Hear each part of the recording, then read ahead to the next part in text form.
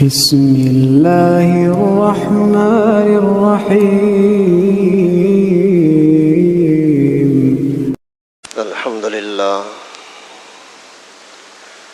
الحمد للہ نحمده ونصلي ونسلم على رسوله الكريم اما بعد فاعوذ باللہ من الشیطان الرجیم بسم اللہ الرحمن الرحیم یا ایہا الذین آمنوا کتب علیکم الصیام کما کتب علی الذین من قبلکم لعلکم تتقون صدق اللہ العلی العظیم۔ محترم دوستو عزیزو، اللہ تعالیٰ کے فضل و کرم سے، اللہ تعالیٰ کی خصوصی مہربانی سے یہ رمضان المبارک قریب آ چکا ہے، اور اللہ تعالیٰ نے ہمیں اس وقت تک زندگی بخشی، یہ اللہ کی خاص مہربانی۔ زندگی امانت کے طور پر اللہ تعالیٰ نے کچھ عرصے کے لیے دی ہے، پھر یہ زندگی، یہ امانت واپس کرنی ہے، لیکن اسی دوران انسان کیا کرتا ہے، اسی کا انجام بہت ہی پیارا بھی بن سکتا ہے، بہت ہی خطرناک اور کٹھن بھی بن سکتا ہے۔ اصل زندگی آخرت کی ہے، یہ آخرت کے لیے ایک طرح کی تیاری کا وقت ہے۔ یہاں اگر ایک بندہ 50 سال، 60 سال، 100 سال گزار لیتا ہے تو یہ آخرت کے لیے تیاری کا وقت ہے۔ علماء نے اس کی مثال یوں دی ہے کہ اگر کوئی بندہ کوئی دریا ہو، سمندر ہو، اس میں سے کوئی پرندہ چونچ میں جا کر کے پانی لے لے یا اس کے اندر انگلی ڈال دے تو اسی انگلی کے اوپر کتنا پانی لگتا ہے، اس کے چونچ میں کتنا پانی آتا ہے، وہ سمندر کے مقابلے میں کوئی حیثیت نہیں رکھتا۔ اسی طرح سے دنیا کی 50 سالہ، 100 سالہ زندگی آخرت کے مقابلے میں اس سے بھی کم ہے، دنیا کی زندگی اس سے بھی کم ہے۔ تو یہ تھوڑی سی دنیا کی زندگی کی خاطر آخرت کی ہمیشہ کی زندگی کو برباد کرنا، یہ کوئی عقل مندی نہیں ہے۔ اور اللہ تعالیٰ نے پھر اس طرح کے مواقع عطا کیے ہیں جن کے اندر انسان آسانی کے ساتھ آخرت کی سہولتیں کما سکتا ہے، اور ان خصوصی پیکیج میں سے اللہ تعالیٰ نے ایک پیکیج یہ رمضان کا عطا کیا ہے۔ اتنا عظمت والا مہینہ جس کے متعلق پیغمبر کریم صلی اللہ علیہ وسلم 2 مہینہ پہلے سے دعائیں کرتے تھے کہ اللہ رمضان مجھے دکھانا، اے اللہ رمضان مجھے دکھانا، اللہم بارک لنا فی رجب و شعبان وبلغنا رمضان، اے اللہ رجب اور شعبان کے دونوں مہینے میں ہمارے لیے برکت عطا کر اور رمضان تک ہمیں پہنچا دے۔ ابھی آپ اندازہ کریں کہ خود رسول اللہ صلی اللہ علیہ وسلم جس کے حاصل کرنے کی اللہ تعالیٰ سے 2 مہینہ پہلے دعائیں کر رہے ہیں، تو اس کی عظمت کا کیا اندازہ ہوگا۔ تو یہ اللہ تعالیٰ نے ہمیں نصیب کیا، یہ بھی اللہ کی بڑی مہربانی۔ کل شام سے غالباً اندازہ یہی ہے کہ تراویح شروع ہو جائے گی۔ آپ اپنے بھائیوں پر، اپنے دوستوں پر، اپنے اولاد پر محنت کریں تاکہ وہ اس رمضان سے محروم نہ ہو جائیں۔ جس چیز کی پیغمبر کریم صلی اللہ علیہ وسلم قدر کریں اور ہمیں حکم فرمائیں کہ اس کی قدر کرو، اس کے سے اگر ہم لاپرواہ ہو جائیں اور غافل ہو جائیں، یہ بڑی بدقسمتی ہوگی۔ خود رسول اللہ صلی اللہ علیہ وسلم نے فرمایا قد اظلکم شہر عظیم، بہت بڑا عظمت والا مہینہ تمہارے سر پہ آ چکا ہے۔ شہر مبارک، بڑی برکتوں والا مہینہ آ چکا ہے۔ اور اس مہینے کے اندر ایک رات ہے جو 1000 راتوں سے بہتر ہے، ایک رات ہے جو 1000 راتوں سے بہتر ہے اور 1000 مہینوں سے بہتر ہے۔ آپ اندازہ کریں کہ پیغمبر کریم صلی اللہ علیہ وسلم کس طرح لوگوں کو ترغیب دے رہے ہیں کہ اس مہینے کو کمانے کی کوشش کرو۔ ویسے دنیاوی لحاظ سے بھی آدمی اگر دیکھے کہ کسی کو کوئی بتا دے کہ وہ فلاں جگہ پر مچھلی کا بڑی سوا مچھلی آئی ہے اور بہت ساروں نے بھری ہے، تو کیسے نیند کو بھی چھوڑیں گے، قرضے شرضے لے کر کے وہاں پہنچیں گے کہ کچھ نہ کچھ ہمیں بھی مل جائے۔ تو دنیا کا مفاد حاصل کرنے کے لیے جب ہم اتنا کچھ کرتے ہیں تو رسول اللہ صلی اللہ علیہ وسلم کے فرمان پر اگر ہم رمضان کو حاصل کرنے کی کوشش نہ کریں تو یہ بے وفائی ہے نا۔ اللہ کے نبی صلی اللہ علیہ وسلم نے فرمایا کہ یہ ایسا مہینہ تمہارے اوپر آیا ہے کہ اسی کے اندر اللہ تعالیٰ نے روزے فرض کیے ہیں اور تراویح کو سنت قرار دیا ہے۔ روزے کی بھی پابندی کرو، تراویح کی بھی پابندی کرو۔ عام پورے سال کے اعمال اور طرح کے ہوتے ہیں، اس رمضان کے اندر یہ 2 عمل الگ قسم کے اس امت کے اوپر لازم کیے گئے ہیں۔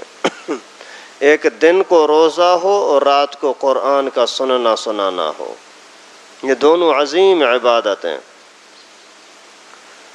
من صام رمضان ایمانا واحتسابا غفر له ما تقدم من ذنبه۔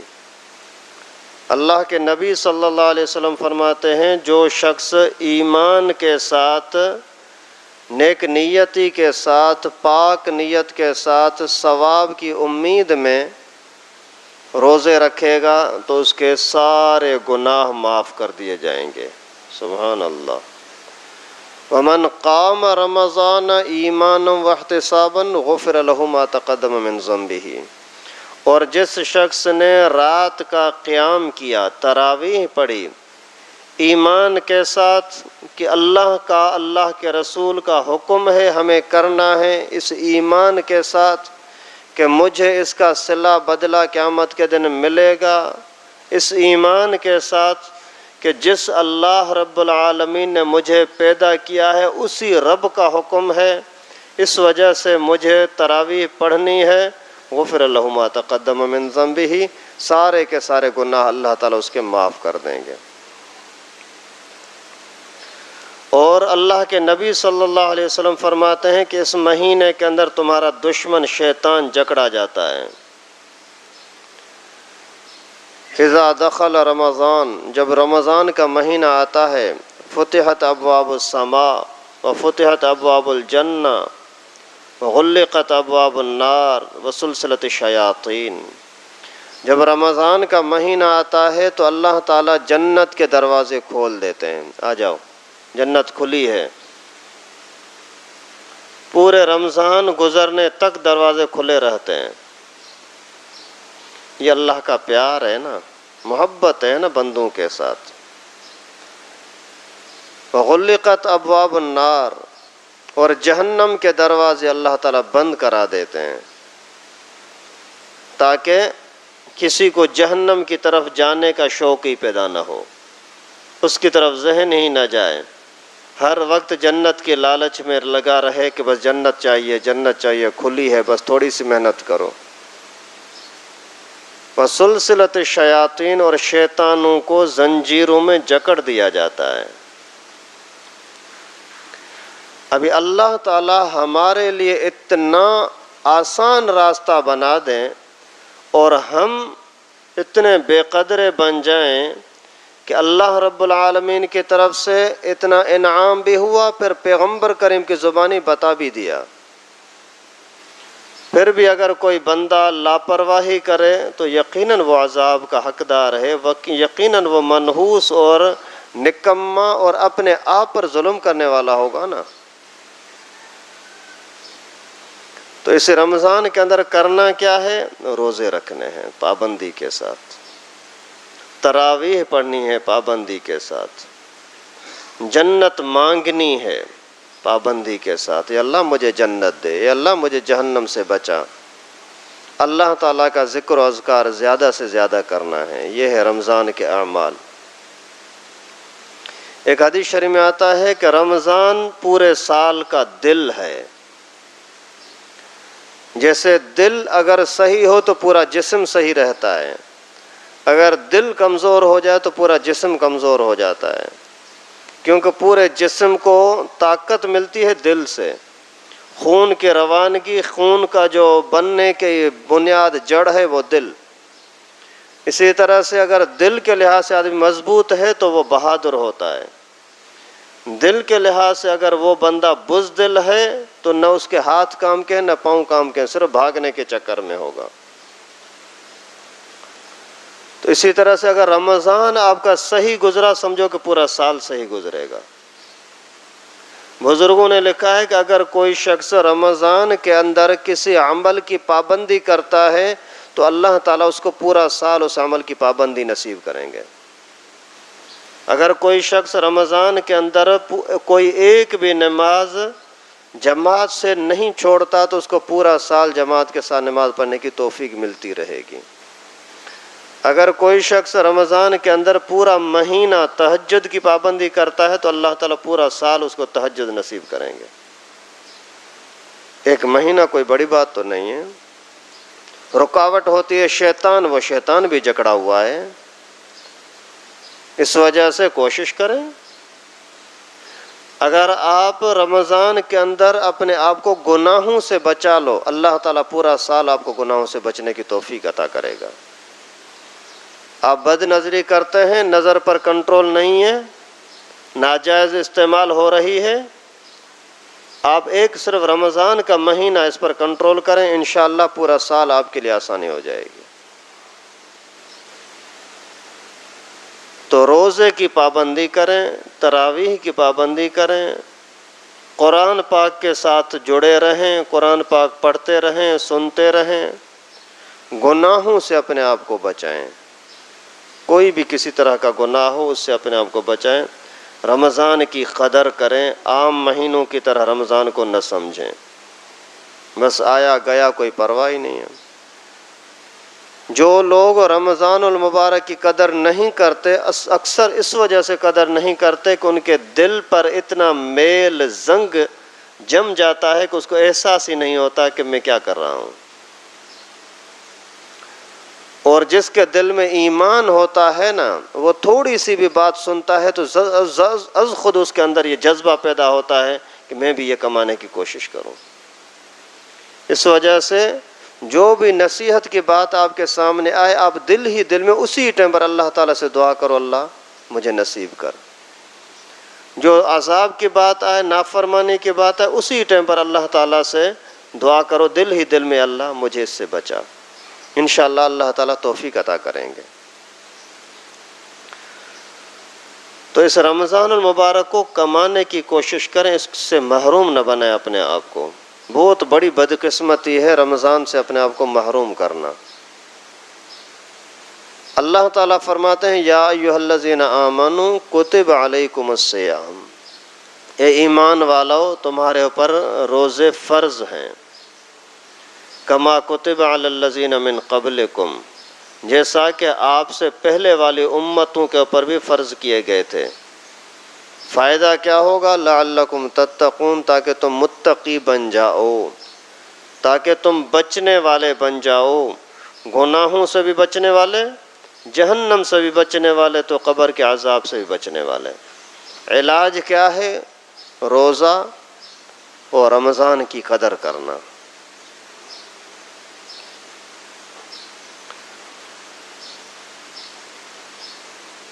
اللہ کے نبی صلی اللہ علیہ وسلم نے فرمایا الصیام والقرآن یشفعان للعبد یوم القیامہ، روزہ اور قرآن قیامت کے دن اللہ رب العالمین کے سامنے سفارش کریں گے۔ روزہ عرض کرے گا کہ اللہ میں نے پورا دن اس کو بھوکا پیاسا رکھا تھا، میری سفارش قبول کر دے۔ روزہ اللہ کا حکم ہے نا، یعنی اللہ کا حکم خود ایک شکل بن کر کے سامنے آ جائے گا، اے اللہ میں سفارش کرتا ہوں اس کو عذاب سے بچا لے۔ اسی طرح سے والقرآن، اور قرآن بھی انسان کی سفارش کرے گا۔ جس نے قرآن پاک کی قدر کی ہے اس کی سفارش کرے گا۔ سننے کے اعتبار سے قدر کی، سنانے کے اعتبار سے قدر کی، پڑھتا رہا، ادب کرتا رہا، تو یہ قرآن پاک اس کے لیے سفارش کرے گا۔ قرآن بھی اللہ کا کلام، مانا خود اللہ تعالیٰ کی صفت آ کر کے اللہ کے سامنے عرض کرے گی کہ اللہ اس کو معاف کر دے، اس کی غلطیوں کو، خطاؤں کو معاف کر دے۔ پھر اللہ تعالیٰ بھی ضرور اسی کی روزے کی اور قرآن کی سفارش قبول فرمائیں گے۔ اس وجہ سے آپ کوشش کریں رمضان کی برکتوں سے اپنے آپ کو، اپنے دوستوں کو، اپنے گھر والوں کو، اپنے بچوں کو محروم نہ ہونے دیں۔ اگر محروم ہو گئے تو بہت بڑی تباہی ہے، بہت بڑی تباہی ہے۔ ایک مرتبہ رسول اللہ صلی اللہ علیہ وسلم منبر پر تشریف فرما ہوئے تو فرمایا آمین، پھر فرمایا آمین، پھر فرمایا آمین، 3 مرتبہ۔ پیغمبر کریم سے بعد میں پوچھا صحابہ نے کہ اللہ کے رسول یہ کیا ہوا؟ تو پیغمبر کریم صلی اللہ علیہ وسلم نے فرمایا کہ جبرائیل آیا تھا، اس نے 3 مرتبہ دعائیں کی، میں نے ان پر آمین کہا۔ حضرت کیا دعائیں تھیں؟ ایک دعا یہ تھی کہ جن کے ماں باپ بوڑھے ہو چکے ہوں اور یہ ان کی خدمت نہ کرتا ہو اور وہ اس کو جنتی نہ بنا دیں، ماں باپ کی خدمت کی وجہ سے آدمی جنتی بنتا ہے، وہ اس کو جنتی نہ بنا دیں تو یہ بندہ محروم ہو جائے، نامراد ہو جائے۔ میں نے کہا آمین، اے اللہ تو اس دعا کو قبول فرما۔ جب دوسری سیڑھی پر میں نے پاؤں رکھا تو جبرائیل نے کہا کہ جس کے سامنے آپ کا نام لیا جائے، نبی پاک صلی اللہ علیہ وسلم کا نام لیا جائے اور وہ درود نہ پڑھے، یہ بھی ناکام، نامراد، محروم ہو جائے۔ میں نے کہا آمین۔ اور تیسرے نمبر پر، تیسری سیڑھی پر یہ کہا کہ جس کے اوپر رمضان کا مہینہ آئے، رمضان کا موقع ملے اور وہ اپنی بخشش نہ کرائے، یہ بندہ بھی ہمیشہ محروم رہے۔ تو اس پر بھی اللہ کے نبی نے فرمایا کہ آمین۔ آپ اندازہ کریں بھائی کہ فرشتوں کا سردار حضرت جبرائیل علیہ السلام، سب نبیوں کا یار، دوست، سب نبیوں کے پاس آنے والا فرشتہ جبرائیل، وہ اس بندے کو بد دعا دے رہے ہیں جو بندہ ماں باپ کی قدر نہیں کرتا، جو بندہ رمضان کی قدر نہیں کرتا، جو بندہ نبی پاک صلی اللہ علیہ وسلم پر درود نہیں پڑھتا، تو اس کو فرشتوں کا سردار بد دعا تو دے رہے ہیں، لیکن کائنات کے سردار نبی رحمت للعالمین نبی صلی اللہ علیہ وسلم وہ کہتے ہیں کہ اللہ تو قبول فرما، یعنی ماں باپ کے نافرمان کا تباہ ہونا، اس کا میں بھی سفارشی ہوں۔ رمضان کی بے قدری کرنے والا یہ تباہ ہو جائے، یا الہ العالمین میں بھی اس کا سفارشی ہوں۔ جو تیرے محبوب نبی کا نام آنے پر درود نہ پڑھے، اس کے تباہ ہو جانے پر میں بھی سفارشی ہوں۔ آپ خود اندازہ کریں کہ رمضان سے اپنے آپ کو محروم کرنا کتنا خطرناک چیز ہے، اور اگر قدر کرو گے تو اللہ تعالیٰ آپ کو انعامات سے نوازیں گے۔ ایک مجوسی نے اپنے بیٹے کو ڈانٹ دیا اس بات پر کہ رمضان کے مہینے میں تو مسلمانوں کے سامنے کھاتا پیتا ہے کیوں؟ یعنی رمضان کی قدر کیوں نہیں کرتا؟ اس پر ڈانٹ دیا، کوئی تھپڑ لگا دی۔ اللہ تعالیٰ نے اسی باپ کو جنتی بنا دیا۔ ابھی مجوسی جنت میں کیسے جائے گا؟ لیکن اسی مجوسی کافر کا یہ عمل کہ کہ رمضان کے مہینے کا احترام کیا، اللہ تعالیٰ کو اتنا اچھا لگا، اتنا پیارا لگا کہ اس کو موت سے پہلے ایمان کی توفیق بخشی۔ اعمال پوری زندگی شرک کے کیے، کفر کیے، مجوسی ہے، آگ کو پوجتا رہا، سورج کی عبادت کرتا رہا، لیکن یہ اسی اچھے عمل کی وجہ سے موت سے پہلے اللہ تعالیٰ نے اس کو ایمان کی توفیق دی اور جنتی بنا دیا۔ اس وجہ سے رمضان کی قدر کرو، روزے کی پابندی کرو۔ کسی مجبوری کی وجہ سے اگر روزہ نہیں رکھ سکے تو بھی لوگوں کے سامنے کھانے پینا بند کر دو۔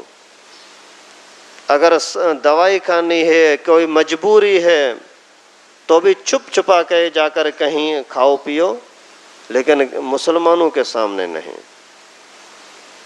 یہ مسائل تو انشاءاللہ وہ عصر کی ترتیب میں آپ کو بتاؤں گا، کس کو روزہ چھوڑنے کی اجازت ہے، کسی کو روزہ توڑنے کی اجازت ہے، اجازت نہیں ہے۔ یہ ساری چیزیں انشاءاللہ عصر کے درسوں میں آئیں گی کل سے۔ تو آپ مہربانی کر کے رمضان کی قدر کریں۔ رمضان کے اندر عام جو کھانے پینے کی چیزیں ہوتی ہیں، ہوٹل وغیرہ، یہ کھولنا حرام ہے، اس کی آمدنی بھی جائز نہیں ہے۔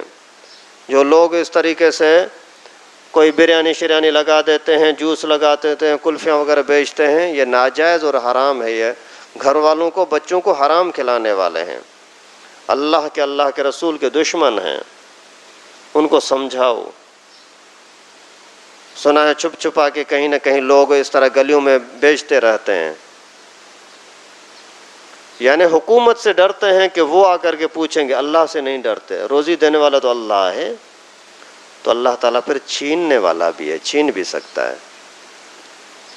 تو اس رمضان کے اندر آپ اپنے معمولات کا ٹائم ٹیبل مقرر کریں کہ مجھے کم از کم روزانہ 3 پارے قرآن پاک کی تلاوت کرنی ہے، کم از کم 1000 مرتبہ مجھے یہ ذکر کرنا ہے، سبحان اللہ، الحمدللہ، لا الہ الا اللہ، اللہ اکبر، استغفر اللہ، صلی اللہ علیہ وسلم، کم از کم 1000 مرتبہ روزانہ سارے ساتھی عادت بنا لیں۔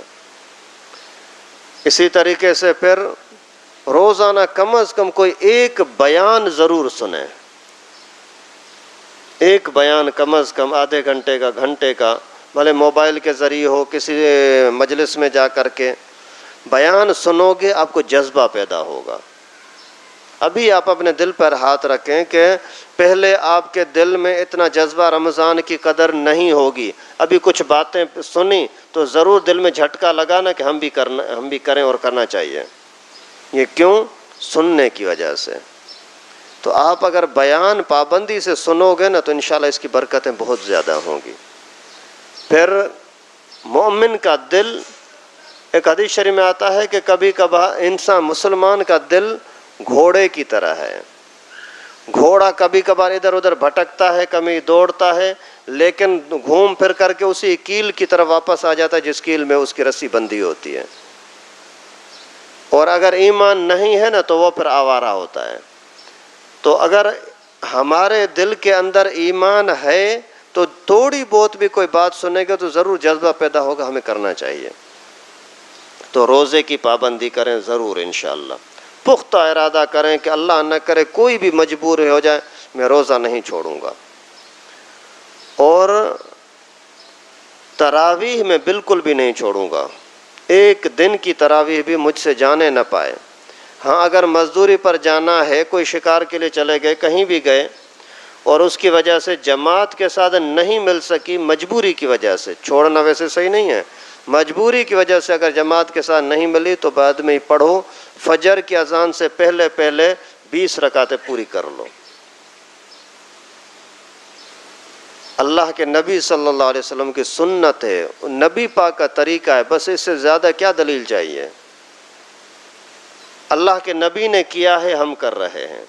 حضرت عمر رضی اللہ تعالیٰ عنہ نے ایک مرتبہ حجر اسود کو چوم رہے تھے اور چومتے ہوئے فرمایا کہ اے حجر اسود تو پتھر ہے، حجر مانا پتھر، تو پتھر ہے اور میں جانتا ہوں پتھر ہے، نہ نفع تیرے ہاتھ میں ہے نہ نقصان تیرے ہاتھ میں ہے، لیکن میں نے دیکھا تھا کہ اللہ کے نبی نے اس کو چوما تھا، تجھے چوما تھا، اس وجہ میں تجھے چوم رہا ہوں۔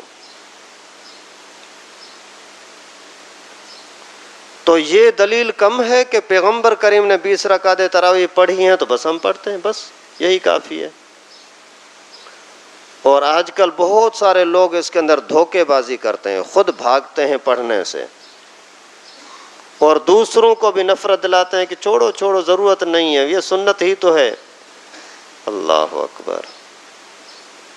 سنت کی تابع داری کرنے والا بندہ سفارش کا حقدار بنے گا۔ کون ایسا ہے مائی کا لال جس کے اعمال اتنے مضبوط ہوں کہ پیغمبر کریم کی سفارش کے بغیر جنت میں جا سکے؟ سارے محتاج ہیں۔ حضرت عبداللہ بن مبارک رحمہ اللہ بہت بڑے ولی اللہ تھے، ہزاروں لاکھوں لوگ اسی کے بیانوں سے، اس کے صحبت سے ایماندار ہوئے اور نیک بنے۔ ان کے وفات کے ٹائم پر آتا ہے کہ اپنا ناک زمین پر رگڑ کر کے رو رہے تھے، اللہ مجھے معاف کرے، اللہ مجھے معاف کر، میرے پاس کوئی عمل نہیں ہے، تو اپنے فضل سے مجھے معاف کر۔ تو اتنے بڑے اولیاء اللہ، یہ بھی اللہ کی رحمت کے بغیر اور پیغمبر کریم صلی اللہ علیہ وسلم کے سفارش اور صدقے کے بغیر نہیں بچ سکتے، تو ہم کون ہوتے ہیں؟ اس وجہ سے کسی بھی پیغمبر کریم کے سنت کی بے قدری نہ کریں، اس کو ہلکا نہ سمجھیں۔ اور اللہ کے نبی نے تو حکم دیا ہے کہ نماز پڑھو، رات کو تراویح پڑھو۔ تو اگر کوئی ابو کی بات نہ مانے تو نافرمان، کسی دوست کی بات نہ مانے تو نافرمان اور بے قدرہ، اور رسول اللہ صلی اللہ علیہ وسلم کی بات نہ مانے پھر یہ شریف ہوگا۔ اس وجہ سے تراویح کی پابندی کریں۔ ابھی دو باتیں، ایک تو پابندی کرو، دوسرا 20 رکعتوں کی پابندی، اور پورا مہینہ جب تک چاند نظر نہ آئے، شوال کا چاند۔ یہ نہ کہ کچھ لوگ 6 روزہ تراویح پڑھ کر کے اور 10 روزہ تراویح پڑھ کر کے تراویح چھوڑ دیتے ہیں، یہ بھی ناجائز ہے، پڑھنی پورا مہینہ ہے۔ باقی اگر روزانہ آپ مستقل ٹائم نہیں دے سکتے تو پھر 6 روزہ، 10 روزہ، 15 روزہ تراویح پڑھو امام کے پیچھے، پورے قرآن پاک پورا سن لیا۔ ابھی اگر کہیں ادھر ادھر پڑھتے ہو، کبھی کہاں پڑھا کبھی کہاں پڑھا، کوئی منع نہیں ہے، لیکن پڑھنا پورا مہینہ ہے۔ اور یہ جو لوگ کہتے ہیں کہ 8 پڑھنا ہی کافی ہے، یہ جھوٹ بولتے ہیں، نعوذ باللہ، سنت کو تحریف کرنے کی کوشش کرتے ہیں۔ پیغمبر کریم صلی اللہ علیہ وسلم کے فرمان سے، برکتوں سے لوگوں کو محروم کرتے ہیں۔ جب اللہ کے نبی نے 20 پڑھی ہیں تو بس نا۔ ویسے ہی حکم یہ ہے کہ رات کے ٹائم پر نوافل زیادہ سے زیادہ پڑھو۔ اگر حکم 8 کا ہو پھر بھی آدمی 20 پڑھے تو اچھی بات ہے نا۔ حکم 20 کا ہو اور آدھی کو چھوڑ دینا، یہ کون سی عقل مندی ہے؟ اور لوگوں کو بیوقوف بناتے ہیں کہ بھائی حدیث میں تو ایسا نہیں ہے اور یہ ہے یہ ہے۔ حدیث کو صحابہ کرام اتنا نہیں سمجھتے تھے، تو سمجھتا ہے 1400 سال کے بعد۔ حضرت عمر رضی اللہ تعالیٰ عنہ نے صحابہ کرام کو اکٹھا کیا اور فرمایا کہ تراویح کی نماز مسجد میں پڑھنی ہوگی، امام کے پیچھے پڑھنی ہوگی، جماعت کے ساتھ پڑھنی ہوگی۔ تو کچھ صحابہ نے اعتراض کیا، عرض کیا کہ حضرت یہ حکومت کا حکم ہے یا شریعت کا حکم ہے؟ حضرت عمر رضی اللہ تعالیٰ عنہ نے فرمایا کہ شریعت کا حکم ہے۔ انہوں نے عرض کیا کہ حضرت جیسے آپ کا فرمان ہم کریں گے، اگر حکومت نیک صالح لوگوں کی ہے، اس کا حکم ہو تو بھی ہم سر آنکھوں پہ مانیں گے، لیکن شریعت کا حکم ہے یہ کیسے؟ فرمایا کہ نبی پاک صلی اللہ علیہ وسلم نے تراویح پڑھی تھی، آپ کو یاد ہے؟ بولا ہاں پڑھی تھی۔ کتنے دنوں تک پڑھی تھی؟ صحابہ نے عرض کیا کہ 3 دن تک پڑھی تھی۔ اچھا 3 دن پڑھی تھی؟ جی ہاں۔ پھر بعد میں کیا ہوا؟ بعد میں ہم آئے تراویح کے لیے، انتظار کرتے رہے، لیکن اللہ کے نبی گھر سے باہر نکلے نہیں، تشریف نہیں لائے۔ تو پھر آپ نے پوچھا پیغمبر کریم سے کہ کیوں نہیں آئے؟ فرمایا کہ ہاں۔ دوسرے دن ہم نے جب پوچھا تو اللہ کے نبی صلی اللہ علیہ وسلم نے فرمایا کہ میں نے آپ کا آنا محسوس کیا تھا کہ صحابہ آئے ہیں، لیکن میں نے اپنے گھر میں تراویح پڑھی، اس لیے کہ مجھے خطرہ تھا کہ اگر آپ نے اسی جوش جذبے کے ساتھ تراویح میں شرکت کی تو شاید آپ کے پر فرض نہ ہو جائے، اس لیے میں نہیں نکلا تاکہ اپنی پڑھ لیں اور فرض نہ ہو جائے۔ کمزور لوگ ہوں گے، بعد والے اتنی رکعتیں پڑھ سکیں نہ پڑھ سکیں، اگر فرض ہوا تو پھر تو انکار کرنے والا کافر بن جائے گا نا۔ تو حضرت عمر رضی اللہ تعالیٰ عنہ نے فرمایا کہ نبی پاک نے فرمایا کہ اگر مجھے خطرہ تھا کہ فرض نہ ہو جائے، کیا ابھی وحی نازل ہونے کا کوئی امکان ہے؟ سب نے بولا نہیں۔ فرمایا نہیں تو پیغمبر کریم کا حکم یہی ہے کہ پوری رکعتیں جماعت کے ساتھ 20 رکعتیں پڑھی جائیں۔ اور حضرت ابی بن کعب رضی اللہ تعالیٰ عنہ سے فرمایا کہ صلی بالناس کما صلیت خلف رسول اللہ صلی اللہ علیہ وسلم۔ اے ابی، تو اتنا بڑا قاری ہے کہ خود رسول اللہ صلی اللہ علیہ وسلم آپ کو قرآن پاک سنتے تھے، آپ کو سناتے تھے۔ اللہ تعالیٰ نے حکم فرمایا تھا کہ ابی کا قرآن سنو اور اس کو سناؤ، اس وجہ سے تو ابھی کھڑا ہو جا اور نماز پڑھا سب لوگوں کو، جیسا کہ تو نے رسول اللہ صلی اللہ علیہ وسلم کے پیچھے نماز پڑھی تھی تراویح، تو اسی نے بھی 20 رکعتیں ہی پڑھائیں، اس نے بھی 20 رکعتیں ہی پڑھائیں۔ آج کل جو شیعہ کہتے ہیں نا کہ نہیں 20 نہیں 8، یا دوسرے صحابہ کے نافرمان اہل حدیث اپنے آپ کو کہنے والے، یہ بھی کہتے ہیں 20 نہیں 8۔ یہ خود بھی کہتے ہیں کہ حضرت عمر رضی اللہ تعالیٰ عنہ نے جب ان کو بولا جیسے تو نے نبی پاک کے پیچھے پڑھی تھی اسی طرح سے پڑھ، تو حضرت ابی بن کعب نے 20 پڑھائی تھی، سب صحابہ نے 20 پڑھائی تھی۔ حضرت عمر رضی اللہ تعالیٰ عنہ نے جب ان سب کو بولا کہ پیغمبر کریم صلی اللہ علیہ وسلم نے اس خطرے کی وجہ سے جماعت کو چھوڑا تھا، وہ خطرہ آج نہیں ہے تو سارے پڑھیں گے، کسی ایک بھی صحابی نے پھر اعتراض نہیں کیا کہ 20 کیوں؟ تو پھر صحابہ سے زیادہ دین کو سمجھنے والے آج کل کے لوگ ہیں۔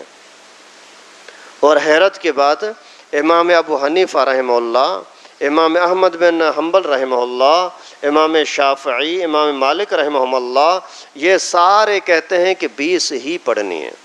آج بھی کعبۃ اللہ کے اندر دیکھو، مسجد نبوی کے اندر دیکھو، 20 ہی پڑھی جاتی ہیں، لیکن یہ لوگوں کو رحمت سے محروم کرنے کے لیے، دین سے دور کرنے کے لیے اس طرح کی فتنے بازی کرتے ہیں کہ نہیں 20 نہیں 8 ہیں۔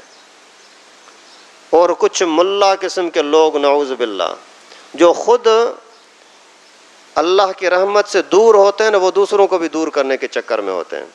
جب وہ خود نہیں پڑھتے نا تراویح، پھر دوسروں بولتے ہیں نہیں یہ بھی کوئی فرض تھوڑی ہے، پڑھ لی تو بھی ٹھیک ہے، ٹائم ملا تو ٹھیک ہے پڑھ لینا، نہیں ملا تو خیر ہے۔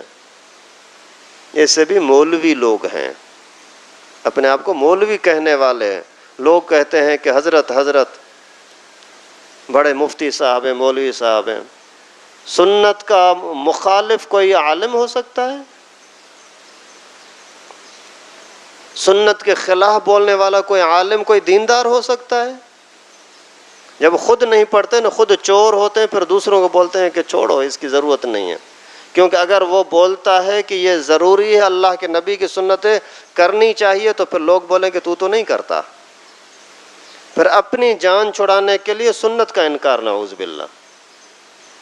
ایک مولوی صاحب نے بیان کیا، اس بیان کے اندر خود ہی ایسا بندہ ہوگا ضرور، تو کہتا ہے کہ یار اگر کوئی بندہ آپ سے پوچھتا ہے عشاء کی نماز کتنی ہے، تو آپ اس کو بولو کہ بھائی 4 رکعتیں فرض ہے، 3 وتر ہے بس۔ اگر آپ پورا بولو کہ بھائی فرض سے پہلے بھی یہ پڑھنا ہے، بعد میں سنت پڑھو، پھر نفل پڑھو، پھر وتر پڑھو، اتنا بولو گے نا، تو وہ بولے گا یار یہ تو بہت بھاری کام ہے، میں تو نہیں کرتا۔ اللہ اکبر۔ پھر اس طریقے سے پورے دین کو مٹاتے جاؤ نا۔ کوئی بندہ اگر 4 رکعتیں اس پر بھاری لگتی ہیں تو بولو عشاء کی نماز پر 2 رکعتیں پڑھ لیا کر فرض، اور عصر کے نماز کے اوپر اگر ٹائم نہیں ملتا تو خیر مغرب کے ساتھ ملا کر کے پڑھ لیا کر۔ پھر تو پورے دین کا حلیہ بگاڑ دو نا۔ اور پھر جب بعد میں پتہ لگا کہ وہ خود بندہ تراویح پڑھتا ہی نہیں ہے، وہ مفتی صاحب جب خود نہیں پڑھتا تو دوسروں کیسے بولے گا کہ تم تراویح پڑھو اور سنت کی کوئی قدر کرو؟ اس وجہ سے اپنے اعمال پورا ٹائم ٹیبل بناؤ، اس کو تقسیم کرو کہ مجھے اس ٹائم پر یہ کرنا ہے، اس ٹائم پر یہ کرنا ہے، اس ٹائم پر یہ کرنا ہے۔ کبھی کبھار وہ ٹائم آگے پیچھے ہو گیا تو پھر اس کی قضا کر لو۔ مثال کے طور پر صبح کو 10 بجے آپ کو یہ کام کرنا ہے، 10 بجے نہیں کر سکے، کوئی مجبوری ہو گئی، کوئی کام ہو گیا، تو پھر وہ 2 بجے 3 بجے 4 بجے رات کو کسی نہ کسی ٹائم تک سونے سے پہلے وہ عمل کر دیں۔ اور اس رمضان کے اندر پیغمبر کریم صلی اللہ علیہ وسلم صدقہ خیرات بہت زیادہ کرتے تھے۔ آپ سے بھی جتنے قدر ہو سکے صدقہ خیرات کریں، غریبوں کی مدد کریں، سحری افطاری کا ان کے لیے انتظام کریں۔ ایک سحری کروائی، سمجھو کہ آپ نے 2 روزے رکھ لیے، ایک اپنا روزہ، ایک اس کے روزے کا بھی ثواب آپ کو ملے گا۔ اگر آپ نے 10 بندوں کو افطاری کرائی نا، سمجھو کہ آپ نے ایک دن کے اندر 10 روزے رکھ لیے، ایک اپنے روزے کا بھی ثواب ملے گا اور انہوں نے جو روزہ رکھا نا وہ بھی آپ کو ثواب ملے گا۔ کتنا بڑا اللہ تعالیٰ کا انعام ہے۔ جن کو مالی طاقت ہے وہ اس طرح سے ضرور کرنے کی کوشش کریں۔ اگر مالی طاقت نہیں بھی ہے تو جو تھوڑی بہت طاقت ہے نا، پانی پلانے کی تو طاقت ہے نا، یہی جذبہ رکھو۔ اگر ساتھ بیٹھ کر کہیں افطاری کر رہے ہیں، میں پانی پلا دوں گا کسی کو، تو بھی اللہ تعالیٰ آپ کو اتنا ہی اجر عطا کریں گے۔ اس وجہ سے رمضان کی بے قدری نہ کرو، رمضان کو اہتمام کے ساتھ باقاعدہ سوچ سمجھ کر کے کہ مجھے یہ کام کرنے ہیں، اپنا خود ترتیب بناؤ گے نا، بہت اچھا ہو جائے گا۔ اور میرا مشورہ ہے اپنے بیوی بچوں سے، اولاد سے بھی اسی طرح سے انہی سے مشورہ کر کے ان کو ٹائم دے دیں۔ بھائی آپ روزانہ قرآن پاک کی تلاوت کتنی کرو گے، آپ ذکر کتنی مرتبہ کرو گے، کس ٹائم پر کرو گے، اور نماز وغیرہ کہاں پڑھو گے، کس مسجد میں پڑھو گے، اور کون کون سے نوافل پڑھو گے، اور اشراق کا نفل ہے، چاشت ہے، اوابین ہے، صلاۃ تسبیح ہے، وہ پورا ان کے سامنے بیٹھ کر کے مشورہ کرو گے نا، اس کا بہت بڑا اجر بھی ہوگا، آپ کو توفیق بھی ملے گی۔ باقی انشاءاللہ مسائل ترتیب کے ساتھ آہستہ آہستہ آپ کو سمجھاؤں گا۔ اللہ رب العالمین سے دعا ہے کہ ہم سب کو رمضان کی برکت نصیب فرمائے۔ وآخر دعوانا۔ لائک کریں ہمارے چینل کو اور سبسکرائب کریں اور بیل آئیکن کو دبانا نہ بھولیں۔